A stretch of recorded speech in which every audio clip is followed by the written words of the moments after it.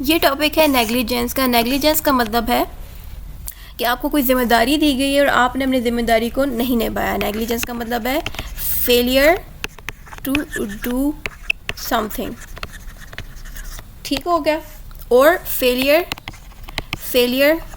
To take proper care, यानी कि आपको कोई ज़िम्मेदारी दी गई है और आपने अपनी ज़िम्मेदारी को नहीं निभाया, उसको हम नेग्लिजेंस कहते हैं। या नेग्लिजेंस को आप ये भी कह सकते हो कि आप बस परवाह नहीं करें अपने काम की और आपकी परवाह ना करने से कोई नुकसान हो जाए, तो ये सारी चीज़ों को हम नेग्लिजेंस कहते हैं। अब टॉपिक नेग्लिजेंस में हुआ क्या था, इसको मैं एग्जांपल देके समझाऊंगी। यहाँ पे जो ब्लू कलर की ड्राइंग है, ये ड्राइंग एक्चुअली मदर है, ठीक है। ये मदर है एक बच्चे की, और ये जो मदर है इसको किसी अर्जेंट काम के लिए घर से बाहर जाना है और इसका एक छोटा सा बेबी है। ये जो छोटा सा बेबी है, इस पे नज़र रखने के लिए, इसका ख्याल रखने के लिए जो मदर है, ये जो मदर है ब्लू कलर वाली, इसने इस औरत को कहा कि भाई आप मेरे बच्चे की हिफाजत करेंगी, इसको भूख लगेगी तो खाना देंगी, जो जो रिक्वायरमेंट्स हैं वो ये औरत पूरी करेगी। क्योंकि ये जो मामा है इसको यकीन था कि ये जो औरत है ये इतनी ट्रस्ट के काबिल है कि उनके बच्चे की हिफाजत करेगी। फिर ये जो औरत है इसको ये रिस्पॉन्सिबिलिटी दी गई है कि इसके बच्चे की हिफाजत करेगी। फिर मामा जो है अपने ऑफिस के लिए या जिस भी काम के लिए वो चली जाती हैं। फिर ये जो औरत है जिसको रिस्पॉन्सिबिलिटी दी गई है, ये जो है मामा के जाने के बाद किसी के साथ घंटों कॉल पे बात करना शुरू कर देती है। और जब ये कॉल पे बात कर रही होती है तो जो बेबी है ये क्रॉल करते करते किसी हीटर को जाके इसने ना पकड़ लिया। हीटर को जाके पकड़ने से बच्चे का हाथ जल गया, या फिर इस बच्चे ने किसी स्विच के अंदर, अक्सर छोटे बेबीज़ होते हैं वो क्रॉल करके, थोड़े से जो बड़े बच्चे होते हैं वो स्विचेस के अंदर अक्सर अपनी उंगलियां डाल देते हैं स्विच को ऑन करके। तो इस औरत की गैर मौजूदगी से जो ये बेबी है इसने या तो स्विच में उंगली डाल दी है या तो हीटर पे हाथ रख दिया। इससे नुकसान क्या हुआ, या तो बेबी को करंट लग सकता है या फिर बच्चे का हाथ जल सकता है। सपोज़ अब जब इस औरत को कॉल आ गई है तो बच्चे ने अपना नुकसान कर दिया, उसने बिजली को जाके या तो बिजली की इस स्विच के अंदर अपनी उंगली डाल दी या फिर उसने अपना हाथ जला दिया। इससे क्या होगा, बच्चे का नुकसान होगा, बच्चे का या तो हाथ जलेगा या बच्चे को ज़ोर का करंट लग सकता है। तो इस औरत की गैर मौजूदगी की वजह से इस बच्चे को नुकसान हो गया। अब जब ये जो मदर है, इस मदर को जब पता चला कि भाई उनका जो बेबी है उसका या तो हाथ जल गया है या फिर उसने स्विच के अंदर अपनी उंगली डाल दी जिसकी वजह से इसके बच्चे को नुकसान पहुंचा है, तो ऐसी सिचुएशन पे जो मदर है वो इस औरत पे, यानी कि जिसको रिस्पॉन्सिबिलिटी दी थी, इस पे केस कर सकती है नेग्लिजेंस का, ठीक है। अब नेग्लिजेंस केस को प्रूफ करना पड़ेगा कोर्ट में जाके कि अब ये जो मदर थी उसको कोर्ट में जाके प्रूफ करना पड़ेगा कि इसके बच्चे की वाकई में जो है नुकसान हुआ है और इस औरत ने लापरवाही की थी।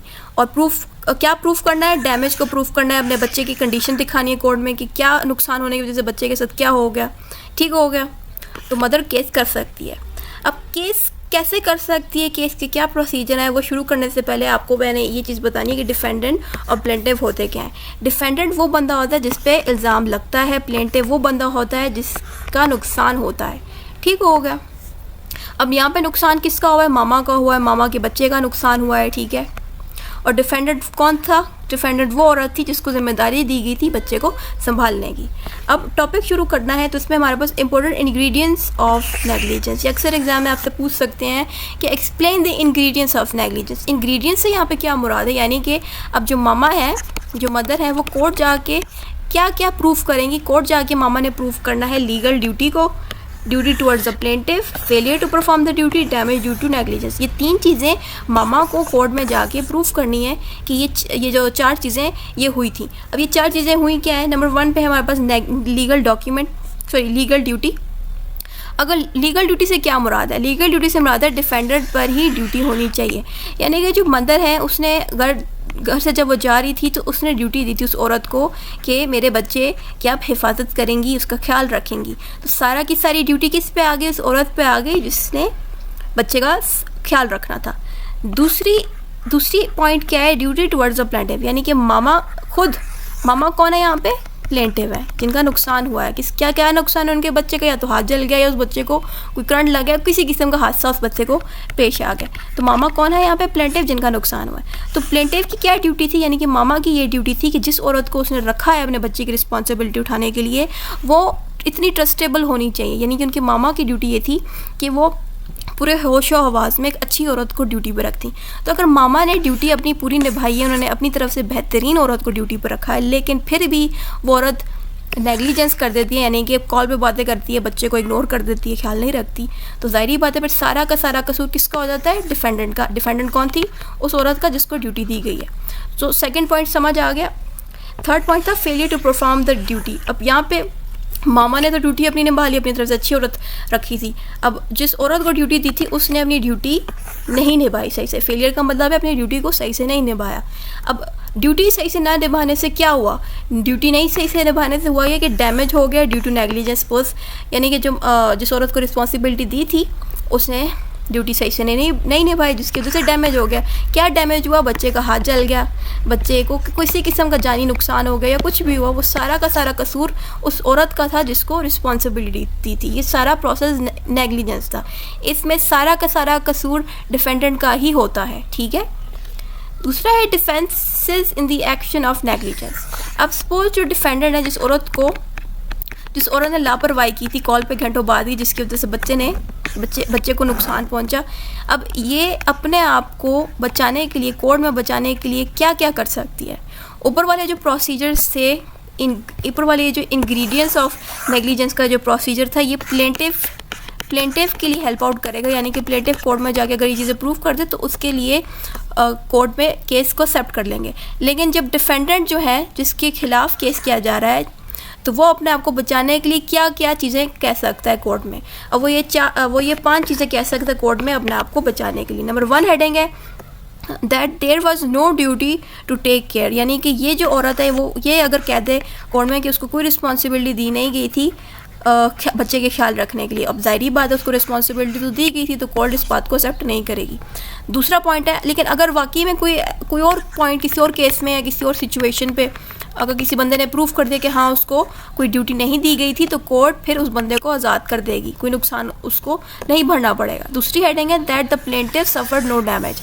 अब ये औरत है, ये कहती है भाई मैंने तो लापरवाही की है, लेकिन बच्चा तो सही सलामत है, बच्चे को तो कोई नुकसान नहीं हुआ। अगर वो ये प्रूफ कर देती है तो कोर्ट उसको सज़ा नहीं देगी।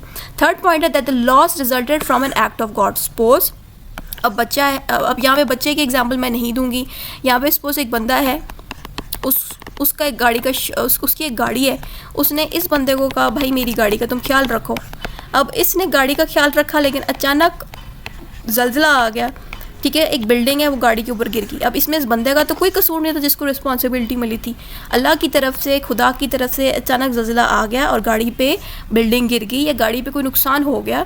तो इस सिचुएशन पे भी इस बंदे को सज़ा नहीं मिलेगी, ठीक है, ये इस पे केस नहीं कर सकेगा, क्योंकि ये कह देगा कोर्ट में कि जो कुछ भी हुआ है ये एक्ट ऑफ गॉड है, इसमें मेरा कोई कसूर नहीं था।